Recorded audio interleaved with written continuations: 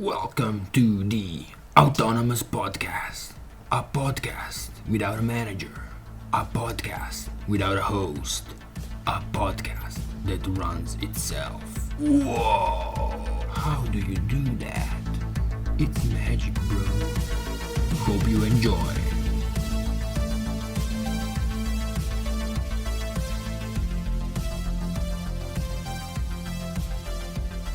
Hello and welcome to Autonomous Podcast B. We are here with Nelson Melina.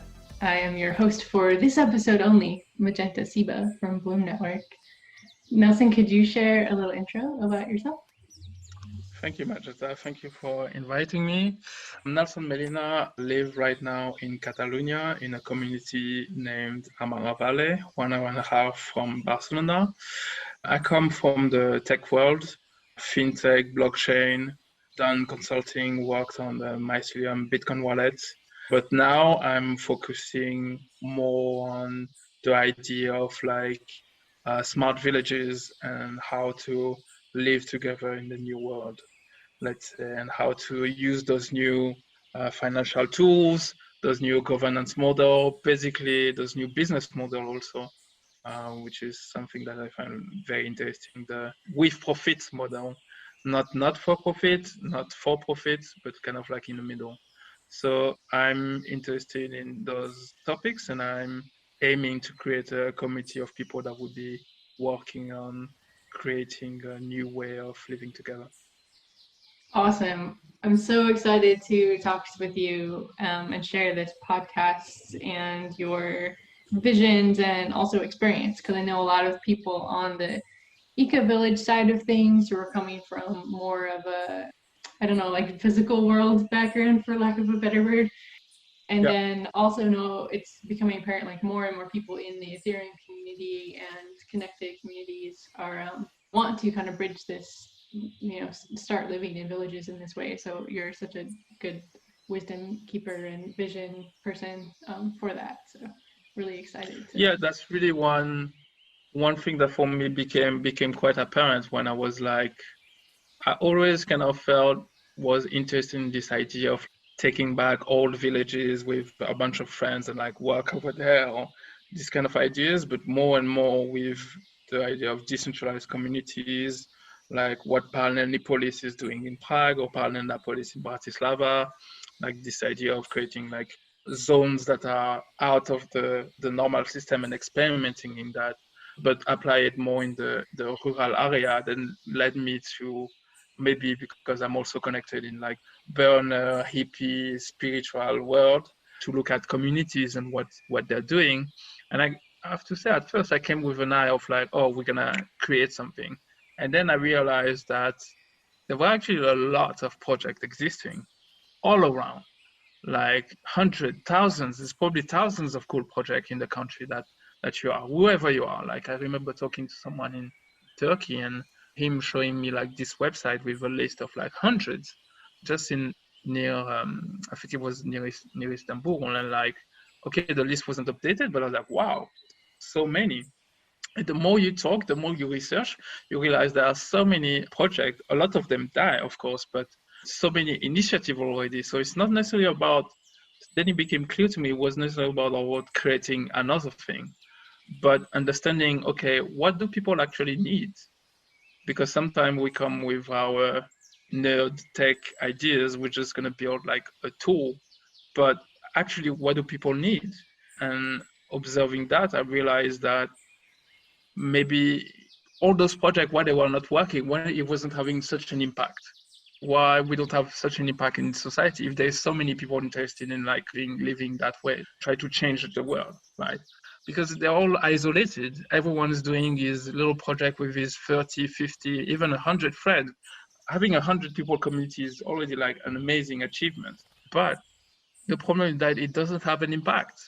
And especially coming from the blockchain world, then you start coming of like, okay, maybe it's about connecting economies together. Maybe it's about connecting, sharing information more. Maybe it's about really creating this seeing those not as like isolated project, but as like nodes in the network. And then, yeah, basically it became like like a quest into how to enhance the existing grassroots fertile ground, fertile soil for enabling a new world. A lot of it, I think, comes with money because a lot of the people that create those projects are against the idea of money with some good reasons and bad reasons. A lot of the time, I realize that they don't understand the purpose of money.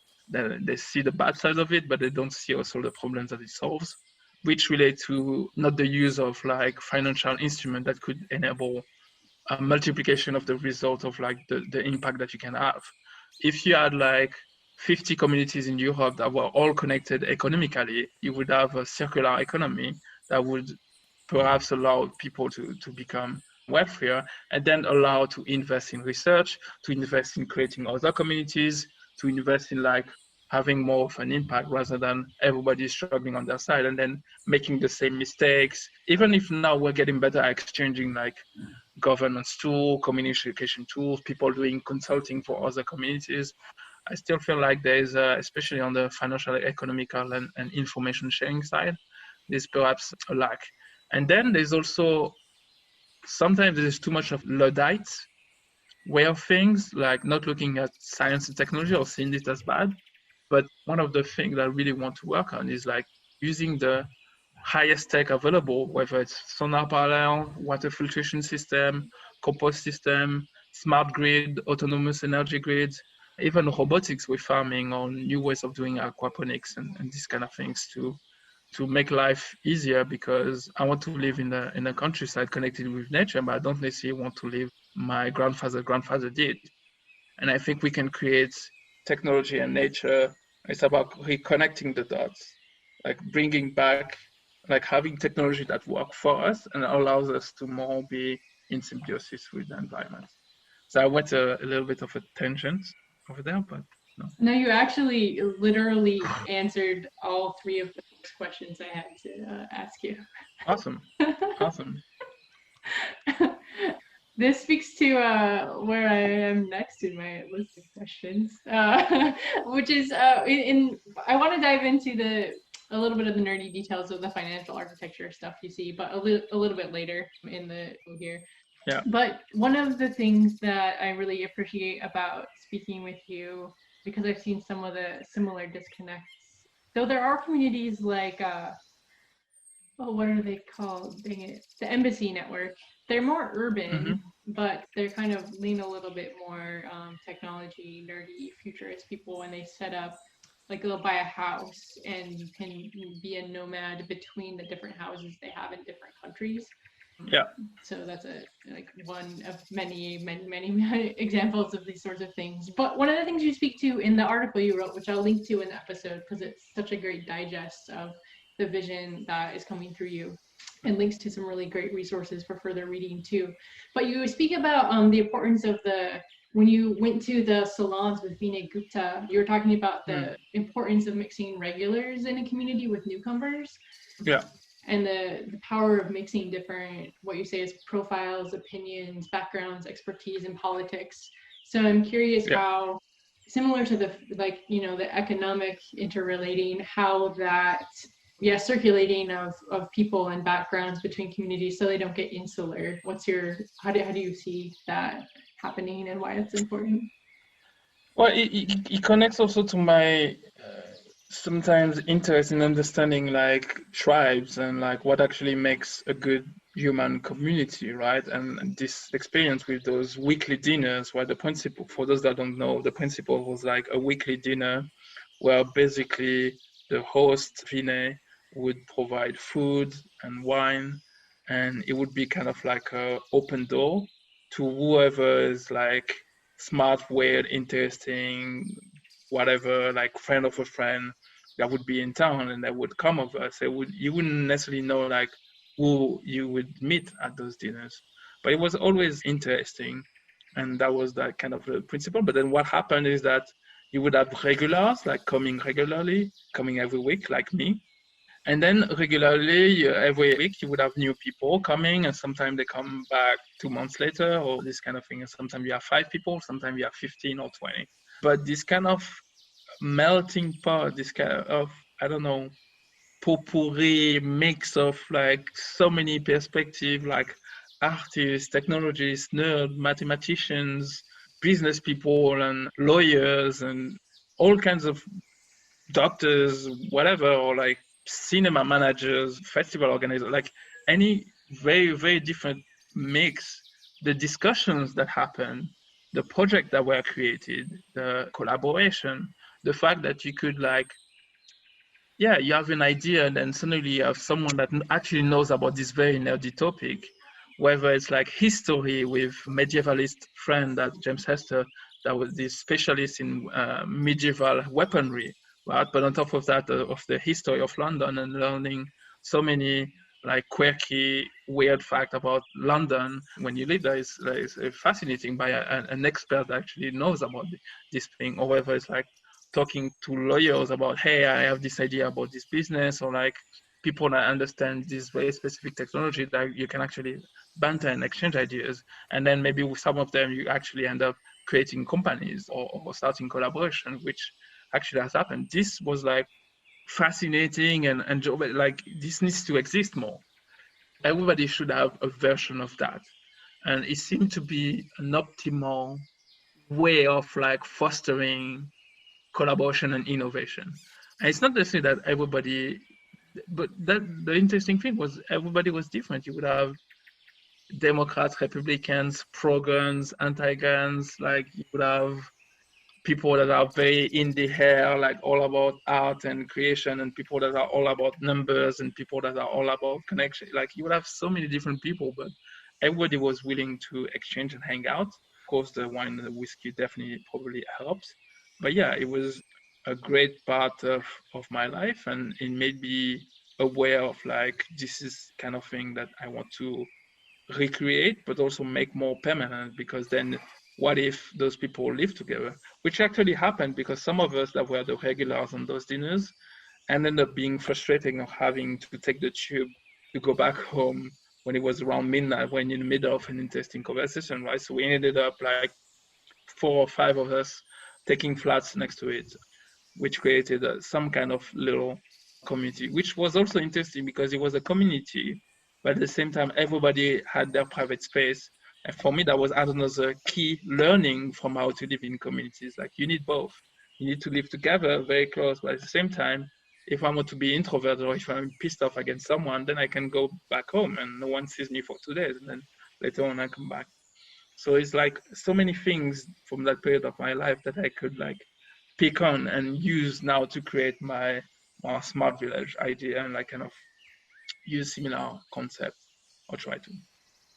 And then, yeah, in the context of a smart village, how do you see that circulation of people and talent happening? Because these things tend to be more spread out, at least now. Though I think what you might start to see happen is, there will be one eco village hub, and adjacent land will start to like reconnect the fabric of local interconnected, communities and economies, and caring for each other and stuff. But I'm curious, living at Amara, if you're seeing that intermixing of people happen with the way you guys have events and stuff there, and how you see that intermixing happening in the context of those thousands of existing projects that are out there.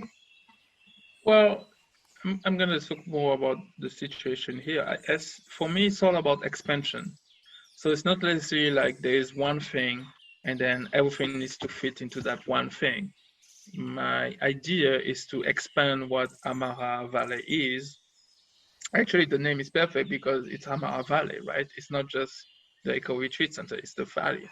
And we have a whole valley here with a lot of land where we could add a lot of projects. Actually, before it was Amara Valley, there was a community here called Arcadia, and they were doing many different things. They had a magazine, I think it was called Atanor. They were doing yoga retreats, spiritual retreats. But they had this project of like buying the whole land and creating around, I don't know exactly, but between maybe 5-10 different projects like restaurant and something, basically buying the whole valley and creating a conglomerate of hippie projects. You could almost say that. So it's the project that we're doing now maybe will be probably different, but the idea might be base idea might be the same. Maybe it's about expanding and creating sister or brother projects that collaborate and don't have to be the same thing either, but exchange in different way. So I don't necessarily think that I think it's going to complement and expand each other. And that's also why I want to do it here, because let's say we create this smart village idea that later on I will explain a little bit more on what I want to do. So you would have this committee of people that would, let's say, be incubating regenerative project, whether it's in technology, science, or other things, or governance or any other things. I want those people to have access to what we provide here at Amara, which is really transformative, with like physical practices like yoga, Kali Repayat, martial arts, breath work, good food, healthy practices, but also like personal, mental, spiritual work. Self-work is important to figure out actually who you are and what you want to do and how you relate to each other. And I think having both projects be side to side and then kind of like we'll allow both to feed each other, because if we are to build the world of the 21st century, we definitely need to be people that are working on ourselves, working on our traumas, working on how to relate to each other, working on just like feel good in our bodies, feel clear in our minds, not like stressed or cluttered or any of those things. And I think being next to Amara is the right way to do that. I know how much he has impacted me personally, and I want that to be the case for the people that would be working with me. So that's why I think that's how I see the relationship. Yeah, that's why I see it as something very important. And also I see it as creating value for everyone, like multiplying the value rather than, oh, they're doing their thing and I'm doing my thing and you're doing your thing over there. And no, like let's do things together and makes the cake even bigger than if each other would build one cake.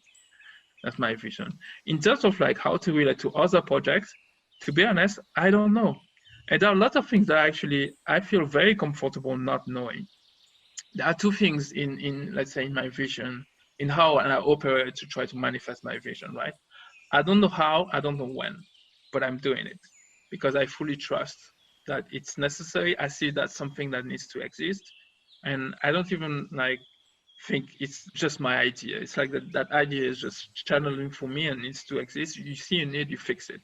You see a job, you do it. It's like a duocracy kind of thing. And I see this thing, I'm like, I wish I would live in a community like that if it existed. And then the question is like, why you're not building it? So I'm building it, but I don't know how necessarily. And that's why I reached out to people that I see competent in their field, whether it's like architects or like the people from Valdora.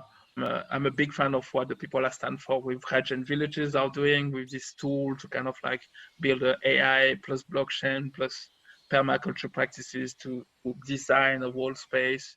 Talking with lawyers, I'm talking to even right here in Amara, the people that got this place running to try to learn and to bring more skills basically to the table.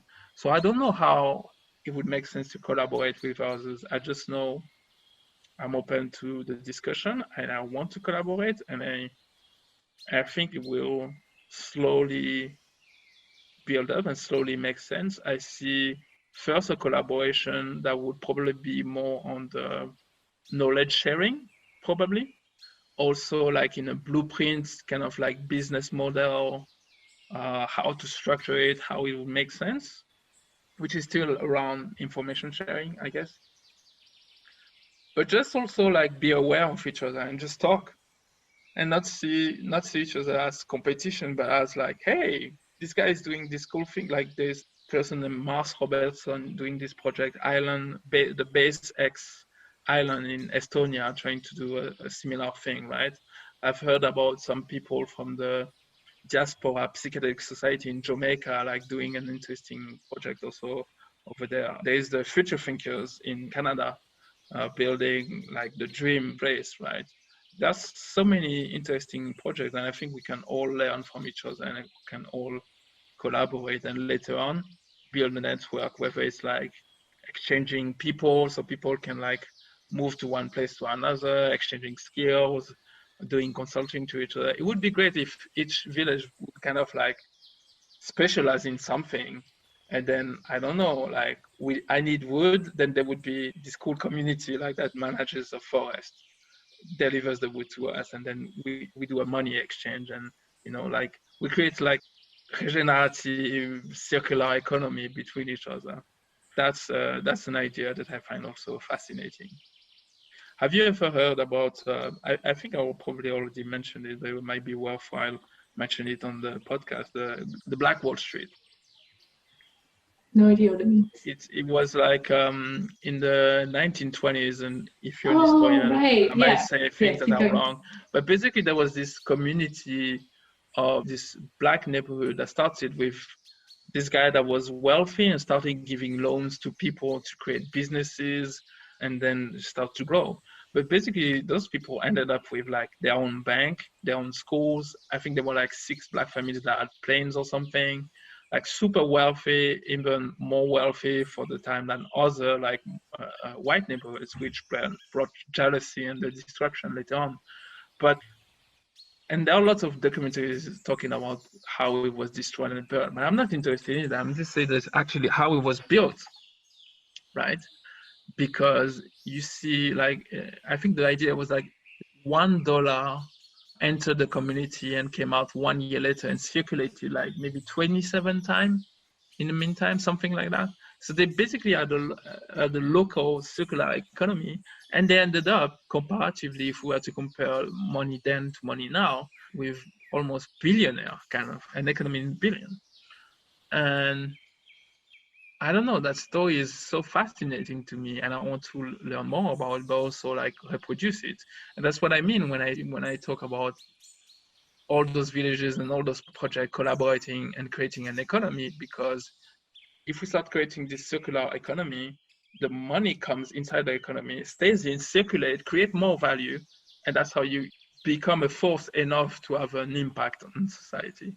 Yeah, like you're able, let's say there was this like, let's say one company wants to build a house, then okay, this other guy is like, okay, I'm gonna start cutting some wood and create the wood for your business, and then somebody like the bank gives him a loan, or like this guy gives him a loan, so he starts the business, and then another guy needs to like transport the wood to the place, right? So another guy starts a transport company, this kind of thing. But then you could think of it like, okay, in our smart village, we are building yurts. Like we have someone here that knows this technique to build circular yurts that are amazing, right? Okay, we need wood. Maybe that other village like manages a forest, like they do in Valdara, and are able to deliver us the beams and the different type of wood that we need. Boom, that's one thing. But maybe we also need, like, I don't know, like a kind of water filtration or some kind of like dry toilet or compost toilet. Boom, this community over there builds it. And so it's like each of our needs, we could actually fulfill it and create business model around that and circulate the money inside us to start growing, so that when we want to do actual, let's say, research on tech to implement, or we want to have, like tech that exists and but need a certain amount of money to be implemented somewhere, like maybe a farm bot, or like greenhouses to grow more green, or like permaculture gardens of a building. I don't know, many ideas. Then suddenly there's a pool of money available to create more regenerative projects, because otherwise we're all struggling each on our side if we all try to do things separately. It's like, because all those projects are maybe on the margin of their current society, but if we connect each other, we're actually big, we're actually massive, and we can have such an impact. So that's why I want to connect. Yay. I'm glad that we're connecting now, and 100% agree with you about how it's going to be impactful. I feel like what you're describing there speaks to the thing in your article you mentioned about the Regenerative Innovation Lab. Mm-hmm. Do you feel like you kind of gave details enough about that so far to jump a little bit into the economic vision, or do you want to drill into that some more? Yeah, maybe I can explain a little bit what we're trying to do, I guess. So here at Amara Valley, basically it's 100% off-grid eco-retreat center, focus on yoga, martial art, and other type of practices like breathwork, this kind of practice, right? But my idea is to expand the project and create smart village using the best of science, the best of technology, and complex systems thinking, holistic thinking to build a place with a hackerspace, with a makerspace, with like a botanics lab to allow scientists, technologists, artists to be there, to live together, social activists, like people that work on governance model, people that work on new economic models, to live together, but also collaborate and create and research. And the idea is on top of the place to create some kind of incubator that would allow people that want to study this topic, that basically want to create regenerative technologies. And I use technology as a, as a general tool. So a technology could be like a governance model or like a business model, not just like machines. So regenerative technologies, they would be able to come and work on that, and we would ideally help them build some kind of business structure to create like I guess some people call them B Corp, but like I don't know what is the exact term for it, but for me it's like organizations that are with profits, not like the old school non-profit, not like the for-profit because it tends to go to corruption, and the not-for-profit tend to go towards struggling to have to beg to money from like wealthy individuals that won in the game Hayward, or like government and basically depending on others. And I want to be self-sufficient. Self-sufficient is another, and anti-fragile is other two concepts that are very important for the place. But anyway, like in a way, incubate a few projects, and ideally some of them will generate some money, which will bring even more money into the incubator fund to research and create more and more projects and start to kind of like have a more of an impact. And then once even at some point it becomes big enough, then maybe there's a first it's a sign that the model work, and we can enter later into more like the blockchain financial model aspect of things. So it proves that the model works, so it can be reused, but then you also like there's money available to invest in other funds elsewhere that want to do something similar, or maybe like a sub fund that are more specialized in a specific topic, right? And then it allows them to become more independent and do that. So the idea is to create a fund and incubator, and then at some point to have a network of funds where they're all like connected together and allowed to create this massive regenerative economy that can do research on the right topic. Like sometimes we complain that, whether it's pharmaceuticals and company like doing research only on things that give money, that brings money. Well, if we have, a few millions or a few billions in the bank, and we know that studying mushroom or studying this kind of plant that don't necessarily would bring a lot of money to certain companies, but would be a good thing for the world. But maybe we decide to do research on that and to build, implement, or share the know-how on how to use it. It's a very broad, open ideas, but this is the direction I want to go. And for that, we need to start with like building the space, and then bring people that want to live in this kind of space and start working on it, and then we can experiment with financial models. I'm just lighting up hearing you describe this, because this is exactly the same pattern and model that I've been seeing with Bloom Network.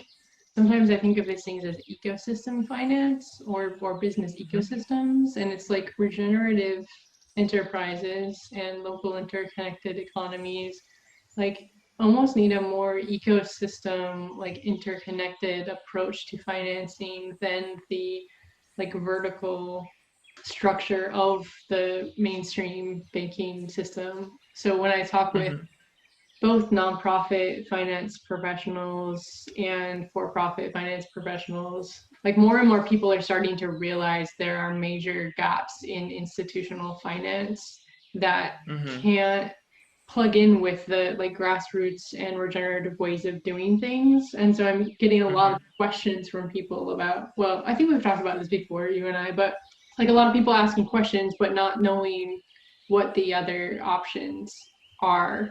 So there's like people poking their heads out of that mainstream finance world, and even like things like startup incubators and also like impact investing communities and stuff still have a hierarchical and almost, I don't know how to describe it. It's different than this ecosystem approach though.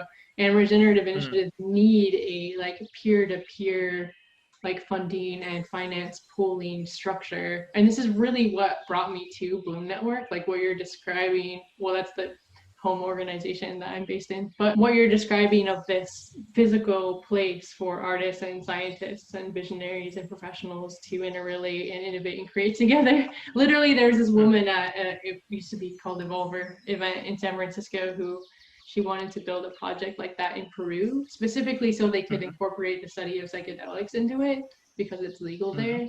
So she was telling me about this vision, and I'm like, okay, this is amazing. I want to help you make this, but you don't have an MBA, and it's going to take a lot of interesting business knowledge and a lot of money to make that happen. So let me like get involved with this project and see if I can connect you with people. I mean, maybe between a bunch of the different people here, we have the knowledge needed to pull this off. So it's funny, it's like feeling like coming back full circle. And I've been kind of like in the abstract layer with Bloom Network and thinking about how to plug in with the blockchain finance tools because I vaguely just have this sense that they are built for handling this kind of regenerative finance thing where we're like collaborating on projects and can create funds and pools that multiple entities can contribute to across for-profit and nonprofit lines to get regenerative innovation to happen. Yeah. You're really listening to you really helps me kind of land that in a more physical context again. So really appreciate your thought leadership with all of this. Thanks. Do you want to go into the blockchain specific stuff or not just yet?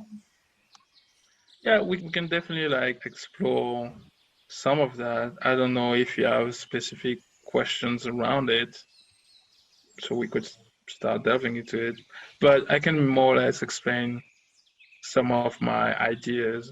First, one tool that was incredible for me was the bonding curves. The bonding curves, especially the augmented bonding curves, because you realize that allows you to do almost like IPO type financial instruments on relatively small project because of the solution on price discovery. Basically, you can map the price of a token based on math and a few parameters. So based on the ratio that you decide, but based also on the collateral and the cash reserve that you have.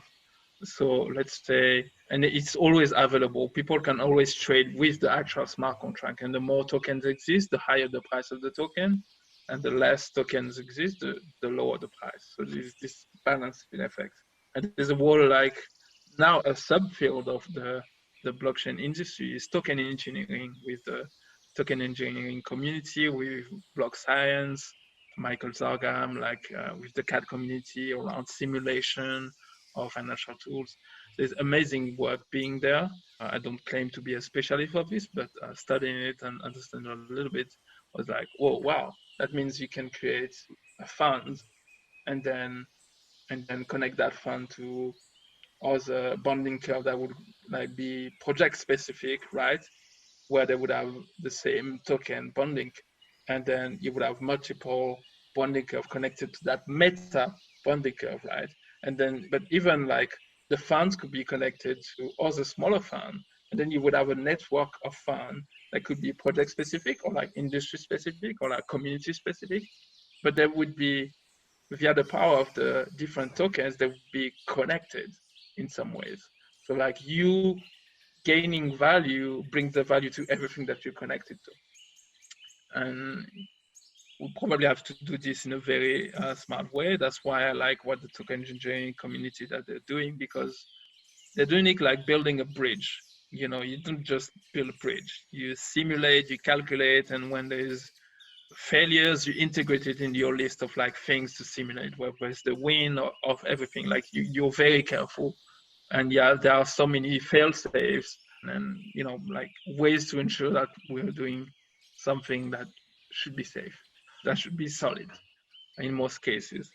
So I like that approach, and I think, but I still think, as you said, that especially with smart contract aspect of the blockchain world, we can create new economies. We can experiment with models. We can have fun, and it's a very technical world, and some of the tools are not existing yet, but a lot of very smart people are building them, and we can start experimenting to figure out what is working now and what we need next. That's the beauty of it. And it also brings down the cost of experimenting to almost nothing, right? Like you just have to deploy a smart contract. Okay, some days when the gas fee is high, it's very expensive, but it's not like having to do a full IPO and go public or this kind of thing. I will probably not enter into much details about explaining the bonding curve, rather than that saying that it's a bet on the future of the value of the token. You could Griff Green actually has a very good explanation that made me understand a little bit more what it was. It was like when Amazon did the IPO, they raised 50 million for 10% of their shares. So there was suddenly 100% of shares that were worth 500 million. But if at that time you were to sell everything they had, it would be 50 million because they only had the 50 million in cash. And but the whole thing was worth 500 million because people were making a bet on the future value of the company based on, like parameters that everybody more or less decide.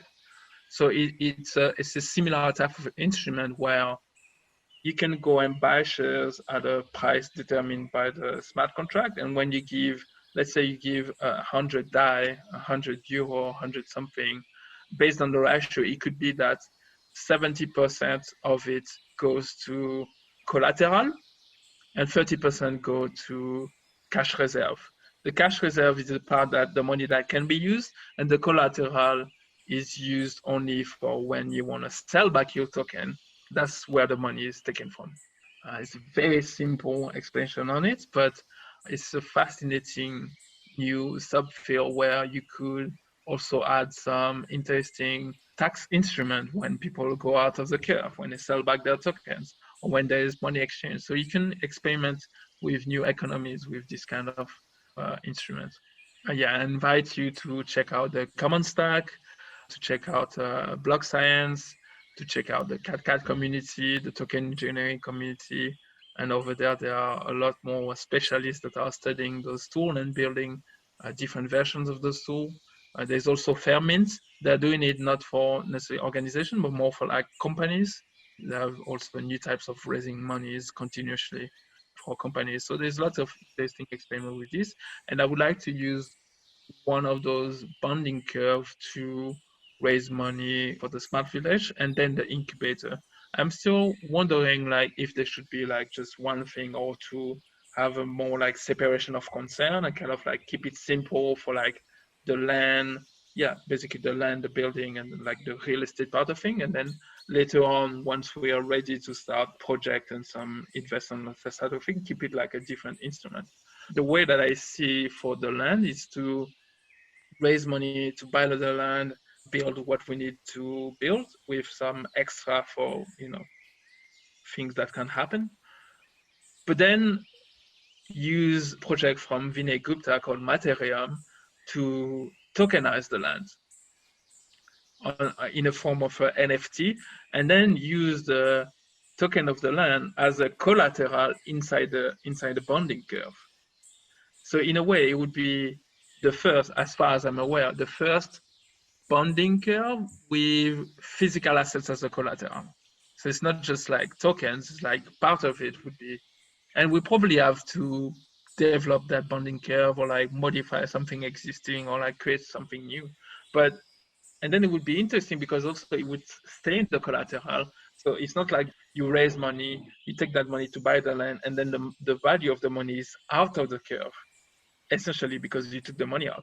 But once you put the land back into the collateral, it brings back the value, but also every improvement and reappraisal of the land that we would do would raise the money of the curve by itself. So there's an interest of taking care of the land, of improving the buildings, bringing new kind of solar panels, autonomous energy grid. All the improvement that we would do would be taken into account inside the financial instrument used to raise funds. That's for me was like, oh, wow, what can we do? And we'll need to work on the details of how to do that, but that's something we should be able to pull off. We are able to pull off, and we will pull off. I'm pretty sure there's a new Bloom chapter in New York that is interested in setting up their land ownership model connected with blockchain. So I should probably introduce you both to each other. Yeah, for sure. All about sharing information and knowing about cool people doing cool shit. Yeah, it's funny. Part of my brain wants to be like support these things with like officially formed working groups, and it's like, no, we're just all kind of like organically doing it together.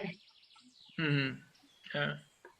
But I guess eventually we'll have those like funding pools for like when we want to do it together with, you know, methodical research and like pay people for the time and stuff like that. So that'll be possible as we get all this flowing.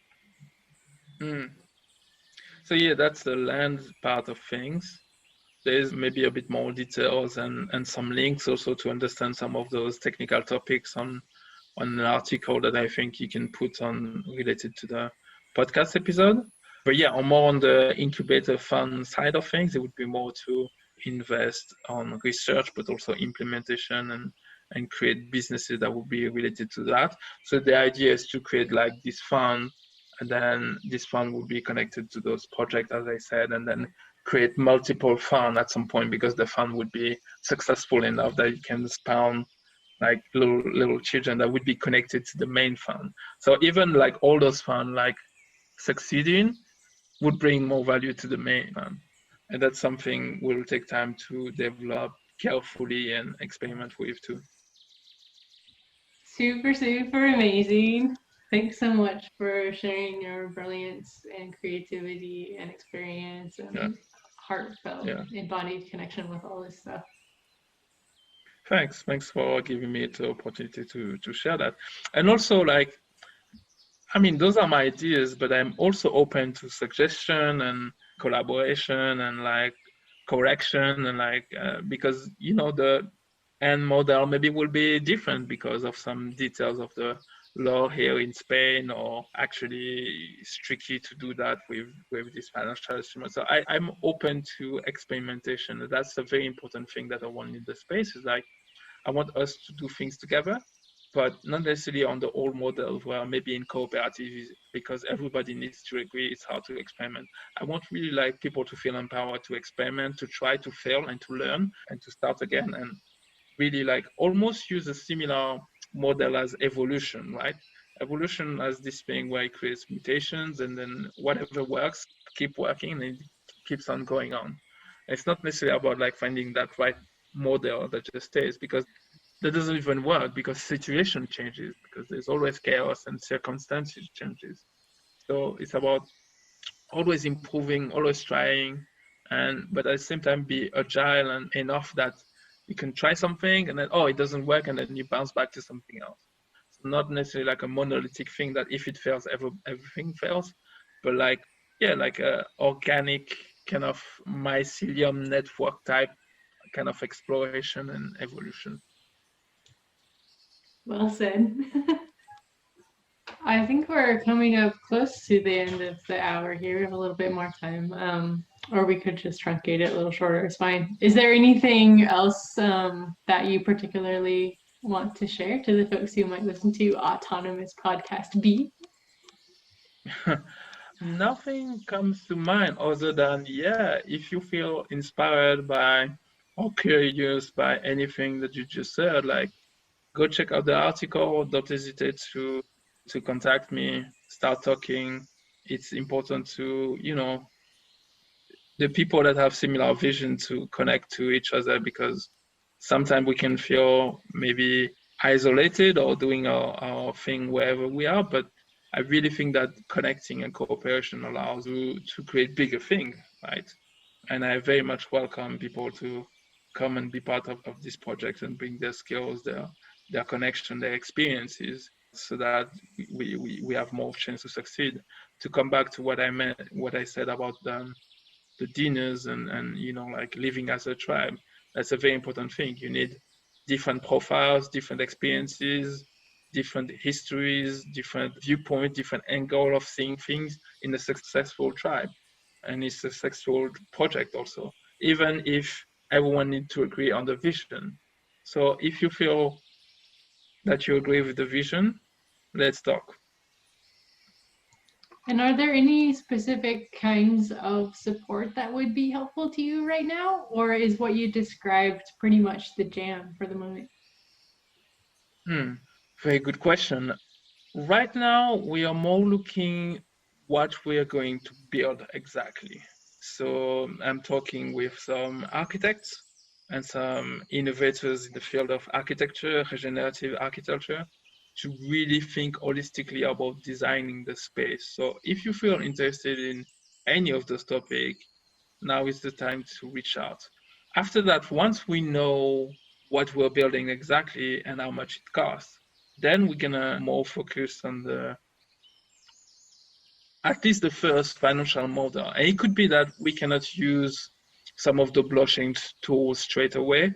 We might do loans, we might do a company, we might do a nonprofit, a foundation, whatever it is, or like a simpler blockchain tool where we raise money via a token, but and then create a foundation in Switzerland or so anything like that. So anyone that has experience around this new way, this new kind of business model and this new way of raising money, or wants to invest in a project like that, even if it's using old ways of investing, please do reach out. And because the earlier we start the conversation, the more we can get aligned on what we want.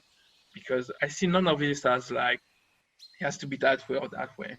I know the vision, but then as I said, the how exactly it will look like, we can figure it out. And I think between people of good intentions and a little bit of smarts, we can figure out great models that can evolve later on. That's also the thing, right? Because sometimes we get stuck of like, I know sometimes I do get stuck like, oh, the system needs to be perfect. No, we just start, we just do, and we figure out things along the way.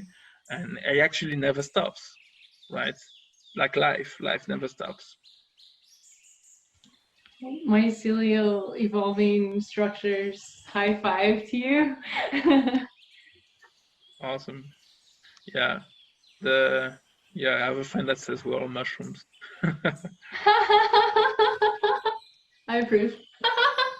I'll play the We're All Mushrooms game anytime. Oh, it's so amazing to talk with you as always, Nelson. Thank you. Thank you so much. And yeah, if people feel compelled to take a break from the city and come and stay at Amara to come visit, whether it's related to the project or not, please do come. We have long-term stays, short-term stays. It's a beautiful place that does a lot of wonders for most people. So yeah, come and meet us. Yay!